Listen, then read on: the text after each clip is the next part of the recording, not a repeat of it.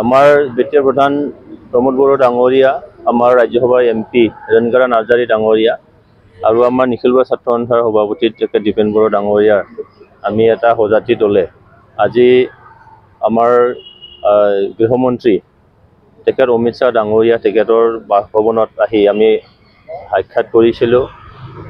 উদ্দেশ্যটো হ'ল যে যিহেতু এতিয়া দিল্লীত বিজেপি হিচাপে সংখ্যাগৰিষ্ঠতা লাভ কৰিলে, এটা বিজয় সাব্যস্ত কৰিব পাৰিলে, তাৰো এটা আমি ধন্যবাদ কংগ্ৰেচুলেশ্যন দিয়াৰ কাৰণে আমি আহিছোঁ। আৰু লগতে যিহেতু এই সদনত এই সত্ৰতেই আমাৰ 125 এমেণ্ডমেণ্ট আহিব লগা আছে, সেইটো সম্পৰ্কেও আমি তেখেতক সেইখিনি কথা যে 125 এমেণ্ডমেণ্ট নিশ্চয়কৈ আমাক যিটো বিটিআৰ চুক্তিৰ দফাবোৰ যদি আমি আখৰে আখৰে যদি ইমপ্লিমেণ্ট কৰিব লাগে, তেতিয়াহ'লে 125 এমেণ্ডমেণ্ট অতিকৈ জৰুৰী।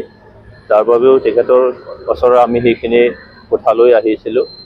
আৰু তাতে 280 আৰ্টিকেল যে ফাইনেন্সিয়েল যিখিনি সংশোধন লাগে সেইখিনিও আমি তেখেতৰ লগত কথা পাতিছোঁ।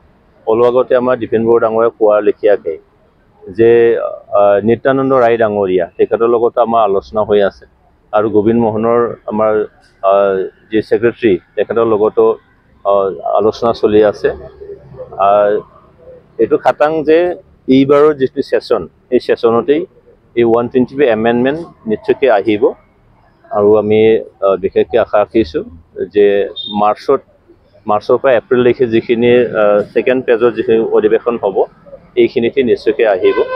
আৰু ইয়াৰ দ্বাৰা আমাৰ যিটো শান্তি চুক্তি, এই শান্তি চুক্তিৰ কৰাৰ পিছতে আমাৰ বড়োলেণ্ড অঞ্চলত যে শান্তি আহিলে, গোটেই অসমত শান্তি আহিলে, আৰু সেই বিটিআৰ চুক্তিকে আগ ধৰি যিটো গোটেই নৰ্থ ইষ্টত এতিয়া শান্তিৰ বাতাবৰণ নিশ্চয়কৈ আহিলে, সেইকাৰণে আজি আমাৰ ভাৰতৰ প্ৰধানমন্ত্ৰী, যশস্বী প্ৰধানমন্ত্ৰী তেখেত নৰেন্দ্ৰ মোদী ডাঙৰীয়া, অমিত শ্বাহ ডাঙৰীয়া, অসমৰ মুখ্যমন্ত্ৰী তেখেত ডক্টৰ হিমন্ত বিশ্ব শৰ্মা ডাঙৰীয়া যিহেতু ভাল এটা কাম কৰি ভাল এটা দিশত গোটেই নৰ্থ ইষ্টতেই আমাৰ যিখিনি আৰ্মছ ৰেভলিউশ্যন সেইটো নোহোৱা কৰাৰ যিখিনি প্ৰচেষ্টা লৈছে, আৰু সেইকাৰণে যিটো বিটিআৰ চুক্তি এটা হাত ধৰি গোটেইখিনি কৰা হ'ল, সেইকাৰণে তেখেতসকলেও সেইটোত মানে অতিকৈ কৰাৰ কাৰণে আগ্ৰহী। আৰু সেইটো নিশ্চয়কৈ 125 এমেণ্ডমেণ্ট আৰু 280 আৰ্টিকেলৰ যিখিনি এমেণ্ডমেণ্ট সেইখিনি নিশ্চয়কৈ আহিব।